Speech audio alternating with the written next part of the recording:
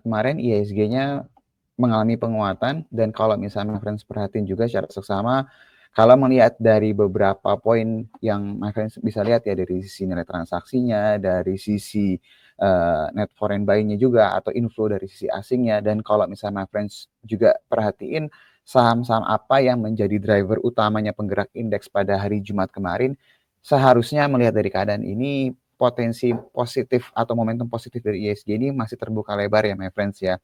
Nah, memang yang menjadi pertanyaan adalah dengan IHSG yang terus mengalami pelemahan, tapi dari satu sisi rupiahnya ini justru mengalami pelemahan ya. Apakah ini bisa menjadi salah satu sentimen yang buruk atau tidak buat IHSG ini sendiri? Nah, sebenarnya kalau misalnya kita ngomongin dari sisi nilai kurs ini sendiri, yang paling sangat berpengaruh adalah itu saham-saham blue chip sebenarnya ya, karena banyak pemegang saham blue chips ini institusi asing. Jadi ketika kursnya itu mengalami pelemahan, tendensinya mereka juga tanda kutip mengalami pelemahan nih dari sisi nilai kursnya.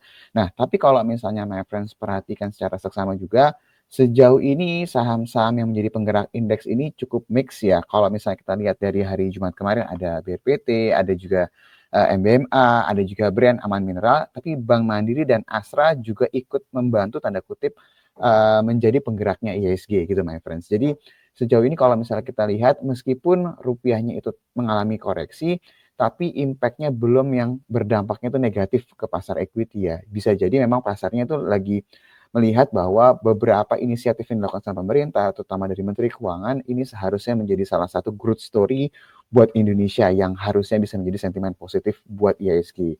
Nah, kalau kita lihat dari sisi nilai kursnya, memang beberapa hari terakhir ini terus mengalami pelemahan ya. Jadi dolarnya itu lebih menguat dibandingkan dengan rupiah. Tapi baik lagi my friends yang harus dilihat ya sudut pandang lainnya ya. Kalau seandainya pelemahan ini akan maksudnya kalau pelemahan ini mulai terbatas ya, ini seharusnya akan menjadi suatu hal yang menarik buat investor asing terhadap Indonesia. Kenapa?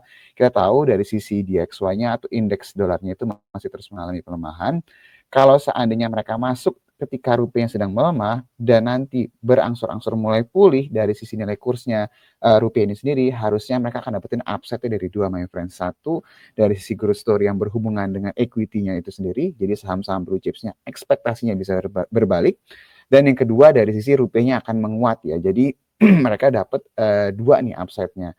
Nah, jadi kalau ngelihat dari keadaan ini, meskipun rupiahnya sedang melemah dalam beberapa hari terakhir, seharusnya kita kalau melihat dalam jangka waktu beberapa waktu ke depan, momentum positif untuk IHSG ini masih punya potensi untuk melanjutkan ke arah atau ke pergerakan yang positif ya my friends ya. Jadi nggak perlu terlalu dikhawatirkan sejauh ini. Nanti kita akan update lagi kalau ada perubahan.